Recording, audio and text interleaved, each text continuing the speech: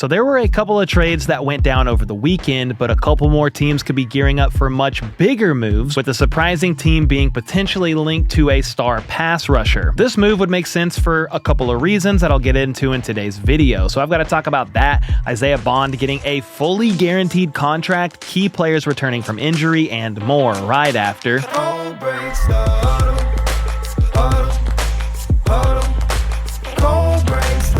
Alright, first up, the Cleveland Browns officially signed wide receiver Isaiah Bond today after the rookie announced last week on social media that he did plan on signing there. Bond was a projected second to third round pick, depending on where you looked, but ended up going undrafted after being accused of sexual assault and turning himself into the police back in April. However, last week the charges were dropped and Isaiah said he was heading to the Browns, though nothing became official until earlier today. It's a 3-year, $3.018 million contract that's fully guaranteed, by the way, and this is interesting because that $3-ish million in guarantees fits in between the final pick of the second round and the first pick of the third round. So after all, he's still going to be making pretty solid money for a rookie. Browns GM Andrew Berry spoke on what went into the decision behind signing him, and he said over the last 4 months they've done extensive research on the legal situation, including a polygraph or lie detector test, and the charges being dropped was the last thing they needed before making him a Brown.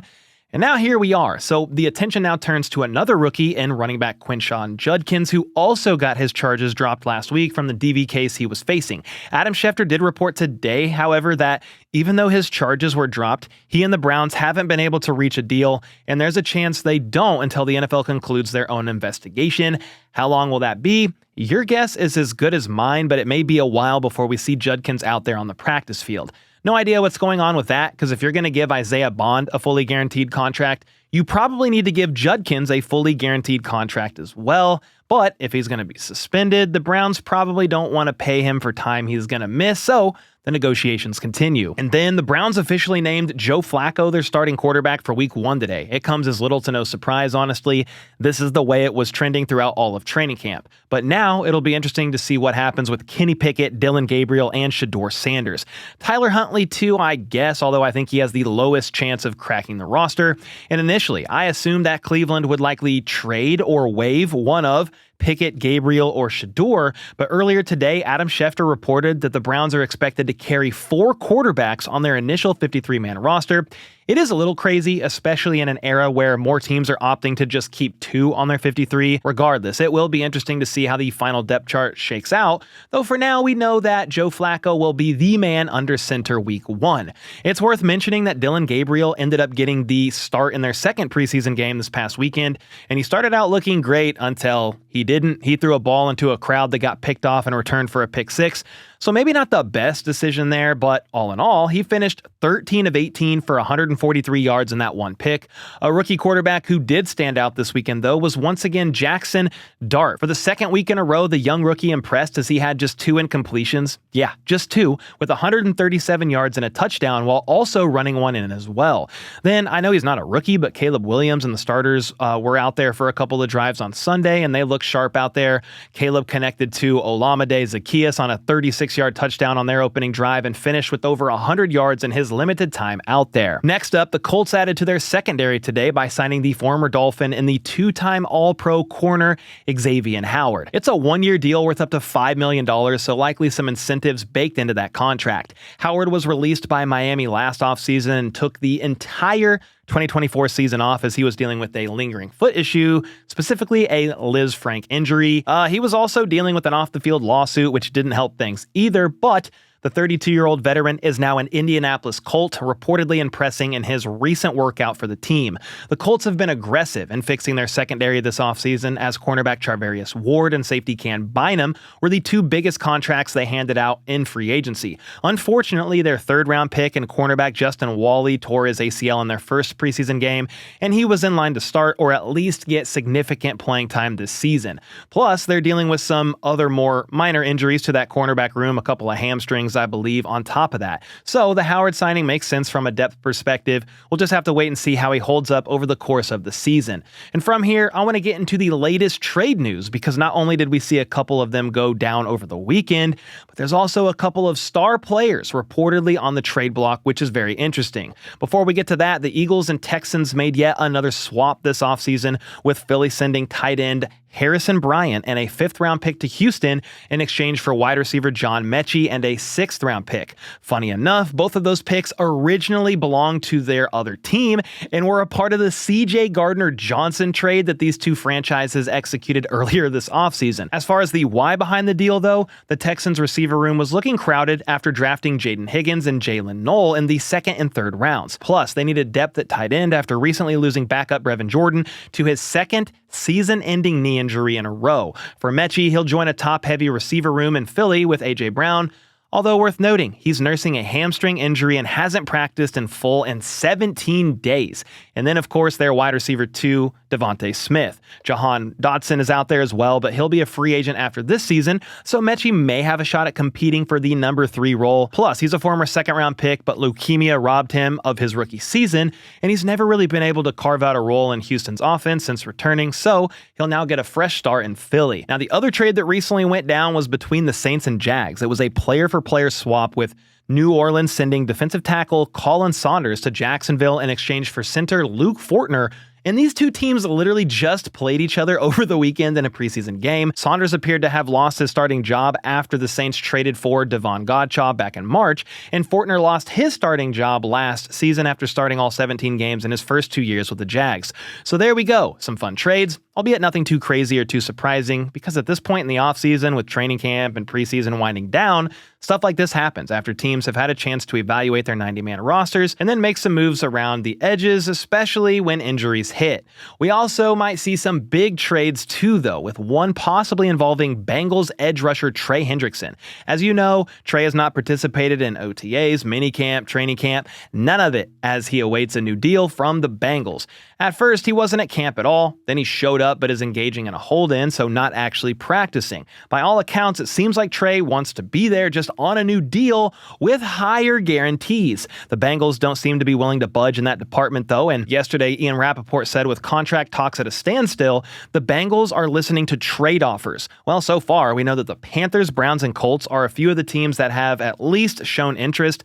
I highly doubt they're going to trade him to a division rival in the Browns, so would probably scratch that one off. As far as what Cincy wants in return, though, Diana Rossini reported that they've been telling teams their asking price includes a young defensive player, doesn't have to be a pass rusher though, to be clear, but a young defensive player and a 2026 first-round pick. Pretty steep, no doubt, but there's one team that may be willing to oblige. Earlier today, Patriots GM Elliott Wolf was asked if he'd be willing to trade a 1st or 2nd-round pick to make them better this year, and without hesitation, he said he would. As far as the young defensive player, that I'm not sure about, but the Patriots make a ton of sense as a landing spot for Trey, and here's why. First of all, they have a ton of available cap space, the most in the entire league, actually. That's helped by the fact that they have Drake May on a rookie deal, which they will continue to for the next few seasons, and bringing in Trey would be pretty on brand with everything else they've done this offseason, because they went nuts in free agency overhauling that defense. Milton Williams, Harold Landry, Robert Spillane, and Carlton Davis were all signed to big multi-year deals, and with the hiring of Mike Vrabel, it's clear the team wants to possess a defensive identity. They'd be trading him to an AFC team, yes, but it's outside the division, and if they present a deal the Bengals can't refuse, then I could see a trade potentially going down there. I think the Bengals getting a quality young defender in return is going to be the challenge here, because whatever team is trading for Trey is probably trying to contend this year and don't really want to trade away quality players. So maybe it's multiple picks instead. Who really knows? I do know this, though. If the Bengals move on from Trey and don't get a quality defender in return, it's going to be very scary for Bengals fans watching that defense this year. Let's be honest, though. The Bengals lost a lot of trade power by not dealing Trey before the draft, so we'll see what actually happens here with Hendrickson. There's definite trade interest, but a player's trade value is ultimately determined by the market. Another player that's been put on the trade block is Commanders running back Brian Robinson Jr. Washington has reportedly been shopping him to teams around the NFL as he's heading into the final year of his contract.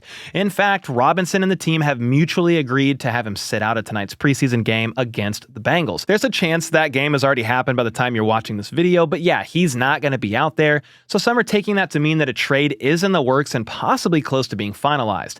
I get he's heading into a contract year, but it is still a bit surprising. He was pretty clearly RB1 in that offense as he had over 100 more carries than Austin Eckler did in 2024 while playing in just 2 more games than him. Eckler also just turned 30, and while I know they're high on the 7th rounder Ja'Cory Krosky-Merritt, we've never seen him in a real NFL game. And the rest of that running back room is highly unproven as well. So yeah, it's a little bit surprising here after they made it to the NFC Championship game and are planning on being contenders once again this season. But he did deal with some injuries, and the Commanders are at least listening to offers. They might be trying to free up some cap space, though, to make room for a potentially upcoming Terry McLaurin extension. That hasn't happened yet, but the good news is Terry came off the PUP list on Saturday and is set to return to practice in some capacity. He missed training camp with an ankle injury, though everyone kind of disregarded that and assumed he was simply holding in, and if he got paid, that ankle injury would heal up quick. Dan Quinn told the media the injury has nothing to do with his contract negotiations. So yeah, I'll let you guys be the judge of that one. Either way, it appears the holdout or hold-in is over, with Terry gearing up for the 2025 season. Washington runs a lot of no-huddle and hurry-up offense. They had the second fewest time in between snaps last season, so this gives Terry about 3 weeks to work on his conditioning right before the regular season. What I'm curious about, though, is if and when a deal will get done. It's been previously reported that Terry wants over $33 million a year, while Ian Rappaport said today his guess is the Commanders want to pay him around or a little under $30 million a year. He did say that both sides are working hard on getting a deal done, though, so at the end of the day, I do think a long-term extension gets done between Scary Terry and the Washington Commanders. And hey, speaking of receivers returning to practice, Justin Jefferson was a limited participant today, which is a big deal considering he hasn't practiced since the second day of training camp with a hamstring injury. The team has been extra cautious with him, but now they're ramping him up with the season opener being just 3 weeks away. It'll be good to get some time on task with JJ McCarthy, to be honest, especially with Jordan Addison missing the first 3 games due to suspension, plus their wide receiver 3 and Jalen Naylor is week to week with a hand injury, and they just placed their perceived to be depth piece on offense and return specialist Rondale Moore on injured reserve on top of all that. So yeah, they are going to be very depleted at that position to start the year and can't afford to have Justin miss time. Another guy in somewhat of a similar boat is Dolphins running back Devon Achane. Head coach Mike McDaniel told the media today that he's going to miss some time with a calf injury. He said this is preventative and holding him out from practice because of the nature of the injury and how explosive of an athlete Achane is. This is coming off the heels of Alexander Mattison being put on season-ending IR with a serious neck injury, so hopefully this is indeed minor because the Dolphins running back room cannot afford to take any more losses. Second-year back Jalen Wright is the next man up in the meantime, but 6th-round pick Ollie Gordon has looked good in their first 2 preseason games, so he could get some extra looks in the meantime while Achane is out. And sticking with Dolphins news for a second, they made a move on the defensive side of the ball today, adding a veteran pass rusher into the fold. This is a 1-year contract with Matthew Judon. They're giving him this deal after a successful visit today, and with Zach Sealer dealing with an injury, I believe there's one other guy on the D-line a little bit banged up right now.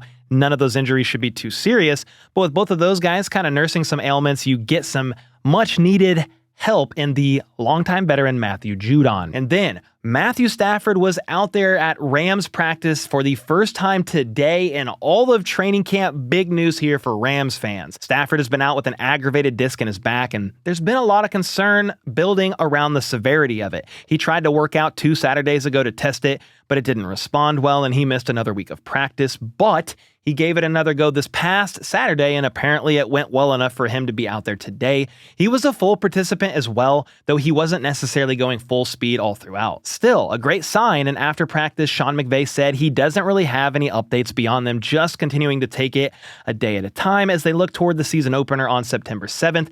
But for all of Rams fans, coaching staff, front office, everybody, it's going to be a much better team if Matt Stafford can be out there. Anyway, let me know your thoughts on all this in the comments down below. There was a lot we covered today, and with that, I'll see y'all next time.